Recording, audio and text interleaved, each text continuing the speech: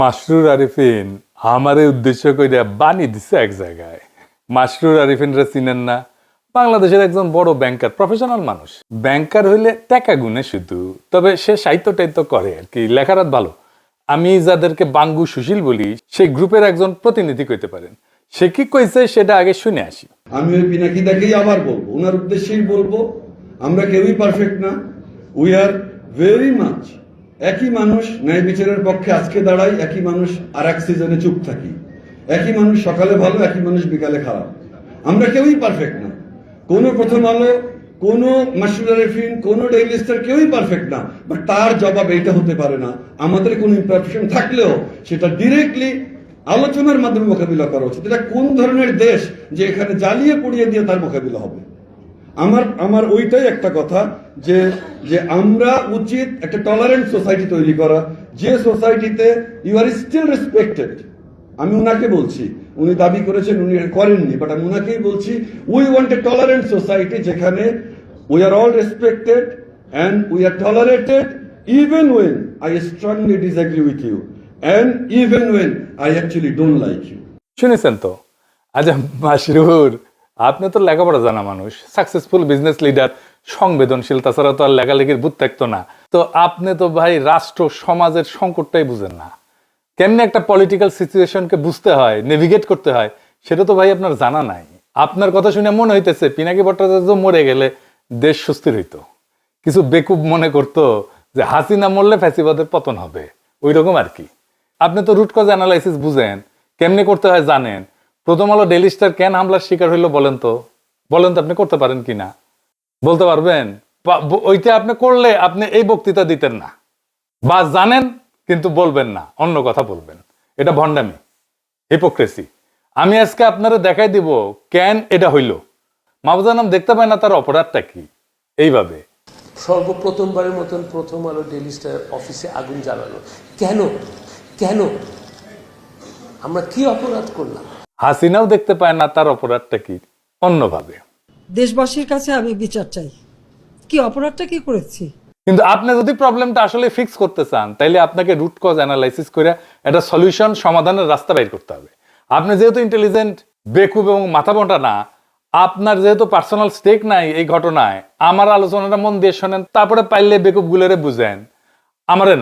আমারে বুঝানোর দরকার নেই আপনার। আমি রাষ্ট্রটারে ঠিক করতে চাই এবং আমি জানি কেমনে ঠিক করা যায়। আমি রাষ্ট্রটা ভাঙতে চাই না, শক্তিশালী করতে চাই, দুর্বল করতে চাই না। যারা মানব বন্ধন করতেছেন, প্রতিবাদ করতেছেন, রাষ্ট্রটা আপনাদের হাতেই ছিল, এখন আপনাদের হাতেই আছে। তা আপনারা তো এই রাষ্ট্র বানাইছেন, না বুঝেছেন রাষ্ট্র, না বুঝেছেন জনমানুষ সার্বভৌম ইচ্ছা, না বুঝেছেন রাষ্ট্রের মধ্যে থাকা কন্ট্রাডিকশন গুলা। আপনারা তো সত্যিকার অর্থে রাষ্ট্র বানানোর চেষ্টায় নাই, কারণ আপনারা কেউ, আমি দায়িত্ব নিয়ে বলতেছি, কেউ না, যারা এলিট আছেন রাষ্ট্রটা বুঝেন না। কিছু মনে করেন না, এটাই সত্য। আসেন আজকে একটা একটা করে বুঝাই দিই, এই বিষয়ে কিছু জিনিস বুঝাই দিই। আমি আশা করি ছাত্রদের, তরুণদের, রাজনৈতিক দলের নেতারাও শুনবে আর বুঝার চেষ্টা করবে, আর আমার দর্শকেরা তো বুঝবেনি। আসেন আল্লাহর নামে শুরু করি। প্রথম আলো ডেইলি স্টারের অপরাধটা কি সেটা আমরা শহীদ হাদির বক্তব্য শুই না, তারপরে আলাপে ঢুকবো। আগে শোনেন হাদির বক্তব্য। প্রথম আলো কথাটা বলা খুব ক্রাইসিস আমাদের জন্য। এরপর এটুকুন বলি, দেখেন আমরা অনেকে প্রথম আলোকে শুধু একটা পত্রিকা মনে করি, এইটা আমাদের দেখবার ভুল। প্রথম আলো হলো বাংলাদেশে এমন একটি প্রতিষ্ঠান, এমন একটি এজেন্সি, যে একটা প্যারালাল রাষ্ট্র। আবার বলছি, প্রথম আলো একটা প্যারালাল রাষ্ট্র। এই কারণে একটা রাষ্ট্রের যেরকম অনেকগুলো উইং থাকে, যে উইং গুলো তাকে ফাংশন করে, প্রথম আলোর এমন কোনো উইং নাই যে উইং সে মেনটেন করে না। পত্রিকা এটা তার একটা ভার্সন, কিন্তু আপনি দেখেন না, এই পুরো গত 15-17 বছরে ফ্যাসিবাদের বয়ান নির্মাণে সব থেকে যে ন্যারেটিভ নির্মাণে যে সাহায্য করেছে এলিট ওয়েতে, সেটা প্রথম আলো। 101টা প্রমাণ দিতে পারবো সামনে বসে, এখন আমাকে সময় দিলে একদম তার কোটা আমার ফোনে আছে, আমার ফোনে সব, যে সে কি রিপোর্ট করেছে সবগুলো আছে। কিন্তু আপনি ভাবেন, হওয়ার কথা ছিল কি, এখন তো সে ভয়ে থাকার কথা, অ্যাটলিস্ট সে তার এই যে ফ্যাসিবাদের সে আপনি ভাবেন, তারা খালেদা জিয়াকে নিয়ে নিউজ করেছে। এই আজকেও দেখলাম যে বসুন্ধরার কাছে খালেদা জিয়ার কনসেন্ট নিয়ে 100 কোটি টাকা চেয়েছে তারেক রহমান, হেডলাইন। এখন এই যে বিএনপিকে ভিলেনাইজ করে তোলা, এইটা কি আসলে বিএনপি করেছে? অথবা বিএনপি এটার বিরুদ্ধে মামলা করেছে? মামলা কিন্তু করে নাই। এখন এরকম একটা তো কথা আমি আপনাকে শুধু কেন বললাম, আপনি প্রথম আলোকে বুঝতে হলে, আমি অনেক আগে একটা টকশোতে একটা শব্দ ব্যবহার করেছিলাম, আজকে আবার বলি, এটা হলো প্রথম আলো সিনড্রোম।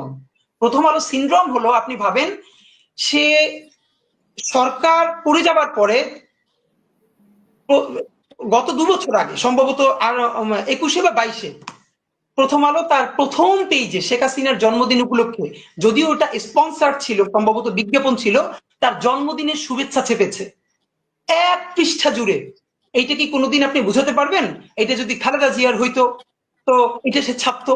এটা তার একটা ব্যাখ্যা দাঁড় করায়, এটা নিয়ে আমরা কথা বলবো না। দেখেন, সে কি ছাপবে কি ছাপবে না, সে কাকে ভালো বলবে কাকে ভালো বলবে বলবে না, এইটা নিয়ে আমাদের কোনো কথা থাকতে পারে না। কারণ প্রত্যেকটা মিডিয়া এজেন্সি নিজস্ব ন্যারেটিভ থাকে এবং তার স্বাধীনতা আছে, কিন্তু তার যেটা স্বাধীনতা নাই, একজন নিরপরাধী মানুষকে জঙ্গি বলে তার জীবনকে শেষ করে দেয়ার। তার স্বাধীনতা নাই যে যে অপরাধ করে নাই, সেই অপরাধ হিসেবে তাকে ন্যারেটিভ নির্মাণ করে তাকে অপরাধী হিসেবে জীবন ধ্বংস করে দেয়ার। প্রথম আলো কোন নিউজ কাভার করবে, কোন নিউজ কাভার করবে না, এটা নিয়ে আমার কোনো কথা বলার থাকতে পারে না, কারণ এটা তার প্রাইভেট পলিসি, যে তার পলিসি নিজের মতো নির্মাণ করবে। কিন্তু আমার কথা হলো, যে জঙ্গিবাদে সংশ্লিষ্ট ছিল না, আপনি তাকে জঙ্গি বলে বলে বলে বলে বলে বলে একটা ঘটনা আজকে বলি, এখানে আমি শেষ করি শুধু একটা। আমাকে গতকালকে শাপলা চত্বরে শহীদ হয়েছেন বুয়েটের শিক্ষার্থী রিহান, তাকে নিয়ে পরশু বুয়েটের সিএসসি ডিপার্টমেন্টে শোক সভা এবং দোয়া মাহফিল হয়েছে, সেখানে আমি ছিলাম। তার বোন এখন নর্থ সাউথের টিচার। আমাকে তার বোন গতকাল রাতে 2টো লিঙ্ক পাঠিয়েছেন প্রথম আলো। সেটা হলো 2013-তে শাপলা চত্বরে যে শহীদ রেহান মারা গেলেন, মানে শহীদ হলেন, তাকে হত্যা করা হলো, সেই সময় প্রথম আলো কি নিউজ করেছে সেই লিঙ্কটা। আর গতকালকে তার মা এবং তার বোন ইন্টারন্যাশনাল যে নতুন ট্রাইব্যুনাল গঠিত হয়েছে এই করার জন্য, সেখানে তারা নালিশ নিয়ে গেছে এইটার বিচারের জন্য, সেইটাও তারা নিউজ করেছে। দেখেন, রেহানের মা বলছে বক্তব্যে, যেটা সকল টিভিতে এসেছে, আমাদের কাছেও আছে, রেহানের মা বলছে, আমার ছেলে 5 তারিখের আগে যে আন্দোলন হয়েছে হেফাজতের, সেইটার প্রতি সংহতি জানাতে গিয়ে সে আগেও গিয়েছে, তাকে রামদা দিয়ে কোপ দেওয়া হয়েছে, সেই জখম হাত নিয়ে সে বুয়েটে এসেছে, তার বন্ধুরা বলেছে। 5 তারিখ এই জনতার আন্দোলনে অংশগ্রহণ করতে গিয়ে তারপরে সে আবার হত্যাকাণ্ডের শিকার হয়েছে। একবারও সে বলে নাই যে আমার ছেলে এই আন্দোলন দেখতে গিয়েছিল, সে অ্যাডভেঞ্চারাস ছিল, সে মারামারি দেখতে গিয়েছিল, তারপরে মারা গিয়েছিল। সে বলেছে আমার ছেলে এই আন্দোলনের প্রথম থেকে ছিল, তারপরে সে আবার আন্দোলনে গেছে এবং সে শহীদ হয়েছে। 2013 তারিখের 6 মে প্রথম আলো নিউজ করেছে, যেহেতু এটা বুয়েটের ব্যাপার, এটা যদি লেখে বুয়েটের কেউ আন্দোলনে শরিক হয়, তাহলে খুবই এলিটপনা নষ্ট হয়ে যায়, সুশীলপনা শাহবাগীপনা। প্রথম আলো নিউজ করেছে, তার মা নাকি বলেছে যে আমার ছেলে খুবই অ্যাডভেঞ্চার প্রিয়, তাই সে সেখানে দেখতে গেছে যে ওখানে মারামারিটা কি হচ্ছে, এরপরে সে গুলি লেগে নিহত হয়েছে। অথচ রেহানের মা সেদিনও বলেছে আমার ছেলে অ্যাডভেঞ্চার প্রিয়, কিন্তু আমার ছেলে সেটা দেখতে চায় না, আমার ছেলে সে আন্দোলনে গেছে এবং সে শহীদ হয়েছে। আপনি ভাবেন, তাহলে সেই নেগেটিভ তার মায়ের বক্তব্য যে সে মিথ্যা রিপোর্ট করেছে, সে কি সরি বলেছে, সে কি ক্ষমা চেয়েছে? শুনলেন তো, এই কম বয়সী ছেলেটা কি ক্ল্যারিটি নিয়ে, কি পরিচ্ছন্নতা নিয়ে, কি স্বচ্ছতা নিয়ে কথাগুলো বলতেছিল। আমি জানি বক্তব্যের পরেও আপনারা সুশীলেরা আপনারা এটা বুঝবেন না যে প্রথম আলোর অপরাধটা কি। আরো খুলে বলি, ভালো হয়েছে সবাই আমার পাঠক দর্শকেরা ছাত্ররা এইটা খুঁটিনাটি বুঝতে পারবে, তাতে এই এলিটদের ভণ্ডামিটাও পাশাপাশি বুঝে যাবে। একটা কার্যকর রাষ্ট্র, একটা সমাজ গড়তে প্রথমে কোন জিনিসটা লাগবে বলেন তো? একটা জিনিস লাগবেই, ওইটা ছাড়া আপনি সমাজ বা রাষ্ট্র গড়তে পারবেন না, গড়লেও টিকাইতে পারবেন না, পারবেনই না। আপনি যত মানব বন্ধন করেন, যত দমন পীড়ন করেন, যত সুশীল কথা বলেন, যত দার্শনিক কথা বলেন, যত লেখাপড়া করেন, যত সমৃদ্ধি আনেন, আপনি রাষ্ট্র করতে পারবেন না। সেটা কি কি না থাকলে রাষ্ট্র করা যাবে না, সেটা হইতেছে ইনসাফ। ইনসাফ, ন্যায়ের ধারণা। সমাজ বা রাষ্ট্র যদি ইনসাফ কায়েম করতে না পারে, সে সমাজ টিকে না, সে রাষ্ট্র টিকে না। তাহলে ইনসাফ কায়েম হয় কিভাবে সমাজে বা রাষ্ট্রে? প্রথমত হইতেছে যে সমস্ত ইনস্টিটিউশন আছে, যেমন আদালত, আইন, রাষ্ট্র, সংসদ। এখন বলেন আপনি এই আদালতে, বাংলাদেশের আদালতে আপনি জাস্টিস পান, ন্যায় বিচার পান? পাইলে তো খালেদা জিয়াকে জেলে যেতে হয় না, তাই না? এই আদালত, আইন, রাষ্ট্রের ইনস্টিটিউট পৃথিবীর কোন দেশেই ইনসাফ কায়েম করতে পারে না। কেন পারে না জানেন? অনেকগুলো কারণ আছে, তার মধ্যে একটা বড় কারণ হইতেছে মানুষের সেন্স অফ জাস্টিস বা মানুষের ন্যায়ের ধারণা, ইনসাফের ধারণা, এটা বলে একটা জিনিস থাকে। এই যে পিপলের জাজমেন্ট আর লিগাল জাজমেন্ট, এই সিস্টেম, এই দুইটা অনেক সময় দুই প্রান্তে থাকে। আমি একটা উদাহরণ দিয়ে বুঝাই। আমাদের যৌবনকালে একটা বিটিভিতে খুব জনপ্রিয় সিরিয়াল ছিল, কোথাও কেউ নেই। হুমায়ুন আহমেদের লেখা, আসাদুজ্জামান নূর আর শোভানা মোস্তফা অভিনয় করেছিল। আসাদুজ্জামান নূর একজন মাস্তান, পাড়ার মাস্তান, সংবেদনশীল মাস্তান, 70 দশকে যেমন থাকতো আর কি। তার একটা মিথ্যা খুনের মামলায় ফাঁসায় দেওয়া হয়। একটা অংশ দেখেন। যদিও দুই অভিনেতা অভিনেত্রী আওয়ামী ফ্যাসিবাদের পান্ডা, কালচারাল ফ্যাসিস্ট, তাও দেখেন। এসব ছেড়ে দিতে পারেন না? অনেক তো করলেন।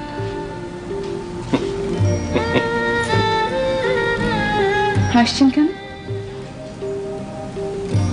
ছেড়ে দিতে ইচ্ছে করে, মাঝে মধ্যে খুব ভদ্রলোক হইতে ইচ্ছা করে, খুব আফসোস হয়। মনে হয় ভদ্রলোক হইতে পারলে তুমি হয়তো আমার সঙ্গে কঠিন ব্যবহার করতে না, তাহলে হয়তো এটা পার্কে তোমাকে নিয়ে আমি হাঁটতে পারতাম। আজ আপনার কি হয়েছে বাকের ভাই? কিছু হয় নাই। আচ্ছা আমি যাই। তো আসাদুজ্জামান নূরের ক্যারেক্টারের নাম ছিল বাকের ভাই। এই বাকের ভাইয়ের ফাঁসি দেয় আদালত। টিভি নাটক, বাস্তবের ঘটনা না কিন্তু। কিন্তু নজিরবিহীন ভাবে মানুষ রাস্তায় নেমে আসে, ভাঙচুর শুরু হয়, পুলিশ মোতায়েন করতে হয়। হুমায়ুন আহমেদকে হুমকি দেওয়া হয় যেন বাকের ভাইকে ফাঁসি দেওয়া না হয়, পর্দায়, টিভিতে। আচ্ছা, এইবার মাসরুর আরেফিন, আপনি বলেন তো, পর্দার একজন ফিকশনাল ক্যারেক্টার, এইটার জন্য এইভাবে মানুষ রাস্তায় নেমে আসছিল কেন? বলতে পারবেন? আমি জানি বলতে পারবেন না। বলবেন আবেগ টাবেগ ইত্যাদি মেলা কিছু, নস্টালজিয়া। এইখানে মানুষের সেন্স অফ জাস্টিস আক্রান্ত হয়েছিল, ন্যায়ের ধারণা, ইনসাফের ধারণা আক্রান্ত হয়েছিল। মানুষ মনে করছিল আরে এটা তো বেইনসাফি, তাই টেলিভিশনে হইলেও সেটা ঠেকাইতে গেছিল। আবেগে না, নস্টালজিয়ায় না, এটা একটা কালেকটিভ মরাল শক ছিল তার জন্য। আপনি দেখবেন যে গাড়িতে, মানে পাবলিক ট্রান্সপোর্টে, ও এসি গাড়িতে না, এই সাধারণ গাড়িতে, রিক্সায় পিছনে অশুদ্ধ বাংলায় লেখা থাকে, মানুষের বিবেকের আদালতই মানুষের সর্বোচ্চ আদালত। ওরা গভীর দার্শনিক আলাপকে খুব সহজভাবে এইভাবে লিখে, বুঝতে পারছেন? তো কেন আপনার ইনস্টিটিউশনাল আদালত, আইন, এই যে পিপলের জাস্টিস বা ন্যায়ের ধারণাকে রিফ্লেক্ট করতে পারে না, এটাকে ধারণ করতে পারে না? জানেন এটা কেন পারে না? এই জন্যই গান লিখতে হয়, বিচারপতি তোমার বিচার করবে যারা আজ জেগেছে সেই জন্য। গান গাওয়ার জন্য তো দিওয়ানা হয়ে যান আপনারা, কিন্তু গান কোন দার্শনিক জমিনে জন্ম নিয়েছে সেটার হদিশ কখনো রাখেন না। এটাই আফসোস। আসেন আমরা বুঝি যে কেন এই যে লিগ্যাল সিস্টেম, এইটা রিফ্লেক্ট করতে পারে না জনমানুষের ন্যায়ের ধারণাকে। প্রথম কারণ হইতেছে আইন তো পুরনো হয়ে যায়, তাই না? ধরেন শ্রম আইন 2006 সালে, বাংলাদেশের শ্রম আইন যেটা 2006, এটা প্রণীত হয় 2006 সালে। তারপরে 2013-তে একবার সংশোধন হয়, 2018-তে একবার সংশোধন হয়, 2023-এ একবার সংশোধন হয়। কারণ মানুষের সেন্স অফ জাস্টিস পরিবর্তিত হয়, মানুষের ন্যায়ের ধারণা পরিবর্তিত হয়। একটা বাস্তব উদাহরণ দিই। বাংলাদেশ স্বাধীন হওয়ার পরে 20 বছর পর্যন্ত তো আমাদের কারো কোনো সমস্যা হয় নাই এটা মাইনে নিতে যে নির্বাচিত সরকারি সংসদ নির্বাচন অনুষ্ঠিত করবে, সিটিং গভর্নমেন্ট। কিন্তু এখন আমরা কেউই মনে করি না যে নির্বাচিত সরকার, সিটিং গভর্নমেন্ট, এটা অবাধ নিরপেক্ষ নির্বাচন অনুষ্ঠিত করতে পারে। সেই জন্য আসলে তত্ত্বাবধায়ক সরকারের আইন, বুঝলেন তো? আমাদের ইনসাফের ধারণা, ন্যায়ের ধারণা পরিবর্তিত হয়ে গেছে। তাই আমাদের আইনি ব্যবস্থাকে মানুষের মধ্যে থাকা যে ইনসাফের ধারণা, এইটার কাছাকাছি নিয়ে আসতে হয় সবসময়। মানুষের ইনসাফের ধারণা পাল্টায়, বদলায়, আমাদের আইনি কাঠামোকে তার কাছাকাছি নিয়ে আসতে হয় ক্রমাগত। কিভাবে রাষ্ট্র এই কাজটা করে জটিল মনে হইতেছে না? জটিল মনে হবে না, সব চালায় বুঝে যাবেন। সব রাষ্ট্র না, কিছু রাষ্ট্র এই কাজটা করে, আইনি কাঠামোকে মানুষের ন্যায়ের ধারণার কাছাকাছি নিয়ে আসে। কিভাবে? 3 ভাবে করে। প্রথম ভাবে হচ্ছে সংসদে আইন বানায়। সংসদের একমাত্র কাজ হচ্ছে আইন বানানো, যেন মানুষের মধ্যে থাকা ইনসাফের ধারণা এই নতুন আইনের মধ্যে থাকে। আইন বানানো ছাড়া সংসদের আর কোনো কাজ নাই। এই জন্যই আমরা ভোটে নির্বাচিত সংসদ সদস্যকে দিয়ে আইন বানাই, আইনের পিএইচডিকে দিয়ে আইন বানাই না। বোঝা গেল? মানে সংসদ এটা খুবই গুরুত্বপূর্ণ প্রতিষ্ঠান সমাজে ইনসাফ কায়েম রাখার জন্য। কিন্তু এই নির্বাচনে দেখেন কি বলতেছে সবাই। বিএনপি বলতেছে এই দেব, ওই দেব, সেই দেব, ফ্যামিলি কার্ড দেবো, রাস্তা বানাই দেবো, কালভার্ট বানাবো, চাকরি দেবো।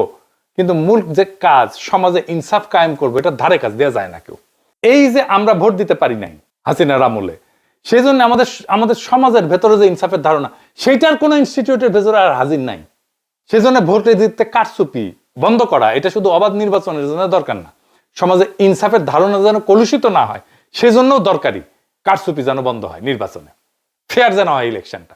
এখন ধরেন আইন বানাইতে তো টাইম লাগে, তো এই টাইমের মধ্যে আমি কিভাবে চেষ্টা করব যে সমাজের ইনসাফের ধারণাকে আইন এবং বিচারের মধ্যে প্রতিফলিত করতে। এখানে আসে দ্বিতীয় পদ্ধতি, আদালতের জুরি সিস্টেম। সেটা আবার কি?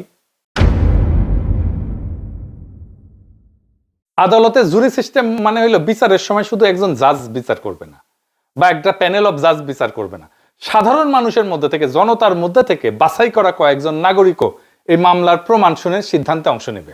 এতে আদালতের রায় কেবল বইয়ের লিখিত আইন পুরানো নিয়ম অনুযায়ী হবে না, বর্তমান সমাজের ন্যায়বোধ, মানুষ কাকে ন্যায্য মনে করে সেটার প্রতিফলন ঘটবে। সেজন্যই জুরি। জুরি আসলে আদালতের ভেতরে জনগণের কণ্ঠ। বাংলাদেশে এই ব্যবস্থা নাই, কারণ এইখানে বিচার ঐতিহাসিকভাবে আমলাতান্ত্রিক ঔপনিবেশিক কাঠামোর উপরে দাঁড়ানো। এইখানে জজ বিশেষজ্ঞ, সেই সব জানে, জনগণ জানে না। এর ফলে অনেক সময় আদালতের রায় আইনসম্মত হয় হইলেও মানুষ নৈতিকভাবে তার ন্যায্য মনে করে না। তখন জনগণের সেন্স অফ জাস্টিস আদালতের ভেতরে জায়গা না পেয়ে বাইরের রাস্তায়, আন্দোলনে, ক্ষোভে, সহিংসতায় বেড়ায় আসে। আদালতে জুরি না থাকায় মানুষের যে বিচারবোধ, ন্যায়বোধ, সেটা আদালতের দরজার বাইরে পড়ে থাকে। আর সেই দরজার বাইরে জমে থাকা ক্ষোভই সমাজে অস্থিরতা তৈরি করে। জুরি মানে জনগণকে বিচার ব্যবস্থার ভেতরে ঢুকতে দেওয়া, আর সেটা মানে রাষ্ট্রের উপরে জনগণের একটা নৈতিক নিয়ন্ত্রণ প্রতিষ্ঠা করা। তো এটা তো নাই বাংলাদেশে জুরি সিস্টেম। তাইলে হাসিনা আমলে কোন জিনিসটা এই দায়িত্বটা পালন করতে পারত, যে ইনসাফের ধারণা আমাদের ইনস্টিটিউশনের মধ্যে নিয়ে আসা, আমাদের জাস্টিস সিস্টেমের মধ্যে নিয়ে আসা? কোনটা? সেটা হইতেছে মিডিয়া। হাসিনা ওইগুলোকে সিস্টেমেটিক্যালি বন্ধ করে দিচ্ছে, আমার দেশ বন্ধ করে দিচ্ছে, দিগন্ত টিভি বন্ধ করে দিচ্ছে। মিডিয়া জনগণের যে সেন্স অফ জাস্টিস, ইনসাফের ধারণা, এটা তুলে ধরতে পারে। কারণ দার্শনিকভাবে মিডিয়াই সেই জনপরিসর যেখানে আইন না, নৈতিক বৈধতা গঠিত হয়, সত্য তৈরি হয়, ন্যারেটিভ তৈরি হয়। আর মিডিয়া যদি এই দায়িত্ব ছেড়ে দিয়ে কেবল ক্ষমতার ভাষা অনুবাদ করে, তাইলে জনগণের সেন্স অফ জাস্টিস বা ইনসাফের ধারণা আদালতে বা সংসদে না, রাস্তায়, ক্ষোভে, সহিংসতায় প্রকাশ পায়। ইতিহাসে বারবার দেখা গেছে মিডিয়া নীরব হলে ন্যায় বিচার শব্দ হারায়, আর শব্দ হারাইলে মানুষ তখন শরীর দিয়ে কথা বলতে চায়। ফরাসি দার্শনিক এতিয়ান বালিভার উনি বলছেন যে counter violence born from exclusion. আপনি যখন আমার কণ্ঠস্বরকে থামাই দিবেন, বন্ধ করে দিবেন, তখন এটা ভায়োলেন্স হিসেবে বাড়ায় আসে, সহিংসতা হিসাবে বাড়ায় আসে। ওই যে হাদি বলছে না শহীদের মায়ের কথা, এটা শুধু চাপাই দেয় নাই প্রথম আলো, সে তার বক্তব্যকে বিকৃত করছে। আবার দেখেন ওই অংশটা, রিতা সাহেব। আমাকে গতকালকে শাপলা চত্বরে শহীদ হয়েছেন বুয়েটের শিক্ষার্থী রিহান, তাকে নিয়ে পরশু বুয়েটের সিএসসি ডিপার্টমেন্টে শোক সভা এবং দোয়া মাহফিল হয়েছে, সেখানে আমি ছিলাম। তার বোন এখন নর্থ সাউথের টিচার। আমাকে তার বোন গতকাল রাতে দুটো লিঙ্ক পাঠিয়েছেন প্রথম আলো। সেটা হলো 2013-তে শাপলা চত্বরে যে শহীদ রেহান মারা গেলেন, মানে শহীদ হলেন, তাকে হত্যা করা হলো, সেই সময় প্রথম আলো কি নিউজ করেছে সেই লিঙ্কটা। আর গতকালকে তার মা এবং তার বোন ইন্টারন্যাশনাল যে নতুন ট্রাইব্যুনাল গঠিত হয়েছে এই করার জন্য, সেখানে তারা নালিশ নিয়ে গেছে এইটার বিচারের জন্য, সেইটাও তারা নিউজ করেছে।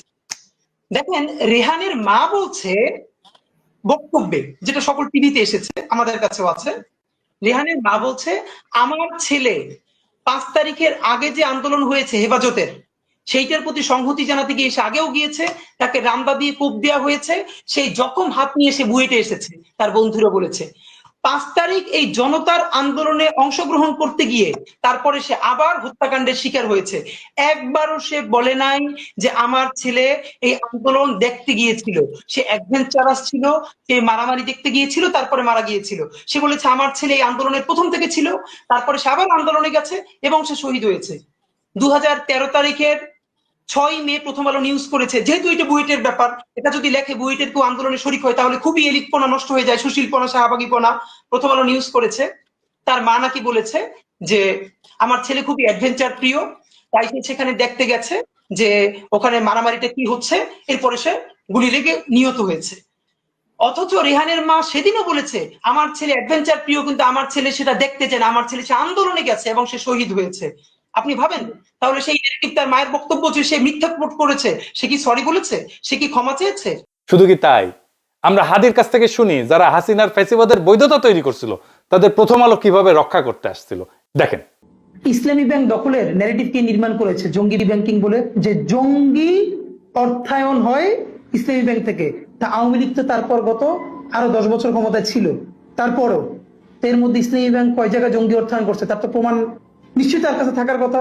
যেহেতু নাই, তাইলে আপনি আবুল বারাকাতের কোনো বিচার করছেন যে সে এই যে যুগলবন্দি কলাম লেখা লেখা ইসলামী ব্যাংকে ধ্বংস করতে দিল? কই, বরং কি হইল, আবুল বারাকাতের আমলে কি সুশীল, অথচ তার সময় কত টাকা জনতা ব্যাংক থেকে বেহাত হয়েছে আওয়ামী লীগের কাছে। আপনি যখন ঘৃণা ভরে তার বিরুদ্ধে মামলা করবেন কেন?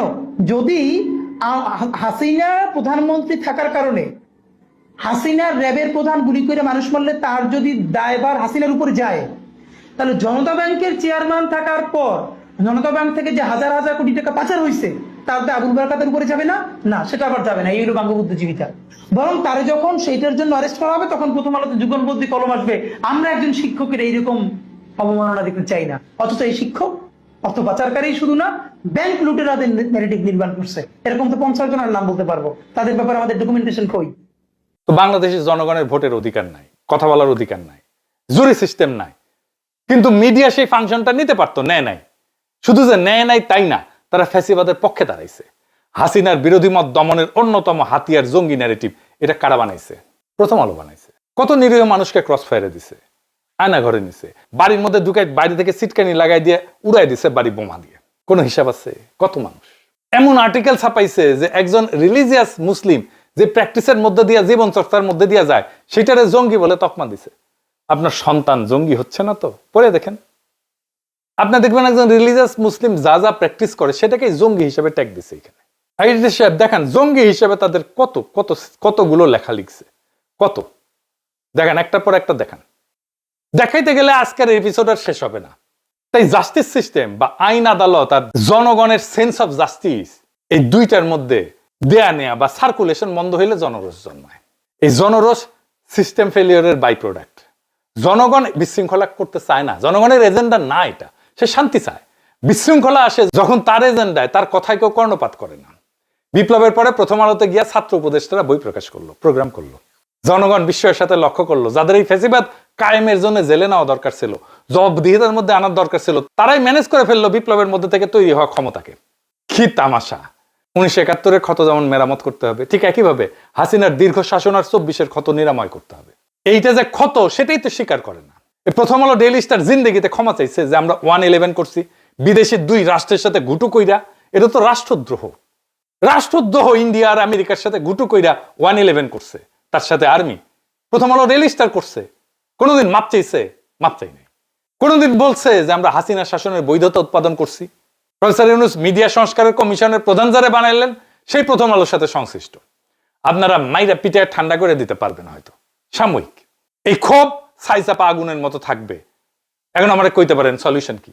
আমি সলিউশন কয়ে দেব না, প্রচুর সলিউশন কইছি, কেউ কানে নেয় না কথা। আমার সলিউশন আপনি নিবেনও না। নিজেকে আগে প্রশ্ন করেন, প্রশ্ন করে দেখেন আপনি আসলে এই অবস্থার অবসান চান কিনা।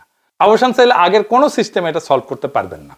আপনারা অনেক কিছু করতে পারবেন, কিন্তু এটা ভুলেন না আন্তর্জাতিক মিডিয়া আপনাদের প্রো ইন্ডিয়া বলে। এইটা সাহেব দেখা দেন কোথায় প্রো ইন্ডিয়া লিখেছে।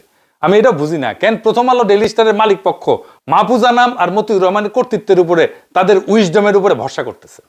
এই জন্যই পাবলিক ওয়াচ লাগে। এটা যদি শেয়ার মার্কেটে শেয়ার টেয়ার থাকলো না, শেয়ার হোল্ডাররা ক্যাক করে ধরলো না। কেন তারা একটা কনস্ট্রাকটিভ এনগেজমেন্টের দিকে যাচ্ছে না? তারা মনে করতেছে বিএনপিকে তো ম্যানেজ করেই ফেলেছি, সব ঠিক করে ফেলবো। জি না, দুনিয়া বদলায় গেছে, ক্ষমতার এখন প্রচুর কেন্দ্র। বিএনপি বাংলাদেশের ন্যারেটিভ নিয়ন্ত্রণ করে না। এটা যতদিন আপনারা ঝুলাই রাখবেন ততদিন আপনাদের সমস্যার সমাধান জটিল থেকে জটিলতর হবে। বাংলাদেশের সমস্যা বিশৃঙ্খলা না, বাংলাদেশের সমস্যা জনতা না, বাংলাদেশের সমস্যা অপরাজনীতিও না।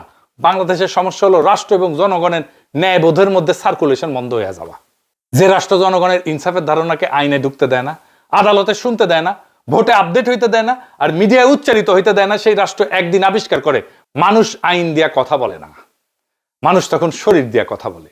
এই জন্যেই রাস্তায় আগুন লাগে, এই জন্যেই জনরোষ জন্মায়, এই জন্যেই সুশীল ভদ্র বিশ্লেষণ, পুতু পুতু কথা, এগুলো কোনোটাই কাজে লাগে না। কারণ জনগণের জন্য তো জনরোষ কোনো এজেন্ডা না, এটা সিস্টেম ফেলিওরের বাই প্রোডাক্ট। আপনারা যারা মনে করেন কিছু মানুষকে চুপ করাইলে, কিছু মানুষকে মেরে ফেললে হাদির মতো, কিছু নেতা সরাই দিলে, কিছু ক্ষমতার সাথে সিস্টেম করে ঘুটু করে আসলে রাষ্ট্র সুস্থ হবে, সুস্থির হবে, আপনারা ভুল জায়গায় চিকিৎসা করতেছেন। রোগটা তো ব্যক্তির না, রোগটা মতেরও না, রোগটা দলেরও না, রোগটা হলো রাষ্ট্র জনগণের বিচারবোধকে, ন্যায়বোধকে রাষ্ট্রের ভিতরে ঢুকতে দেয় না। আর যে রাষ্ট্রে ইনসাফ কায়েম করতে পারে না, সে রাষ্ট্র যত উন্নয়ন করুক, যত সমৃদ্ধি করুক, যত মানব বন্ধন করুক, যত সুশীলতা দেখাক, সেটা টিকবে না। যত শক্তি দেখাক, টিকবে না। এটা হুমকি না, এটা ভবিষ্যৎবাণীও না, এটা ইতিহাসের নিয়ম। এখন প্রশ্ন একটাই, আপনারা কি সত্যি এই অবস্থার অবসান চান, নাকি শুধু আগুন নিবায় দমন পীড়ন কইরা, কিছু গ্রেপ্তার টেপ্তার কইরা, ভয় টয় দেখায়া আগুনের আসল কারণটা আগলায় রাখতে চান? যদি মনে করেন যে এটার চূড়ান্ত ফয়সালা করতে হবে, তাহলে ইনসাফকে প্রতিষ্ঠা করতে হবে, সবকিছু ঠিক হয়ে যাবে। লিখে রাখতে পারেন, সেই ইনসাফ প্রতিষ্ঠার লড়াইয়ে বাংলাদেশ আছে, সেইটার সাথে সামিল হন, সব ঠিক হয়ে যাবে ইনশাল্লাহ। ইনকিলাব জিন্দাবাদ।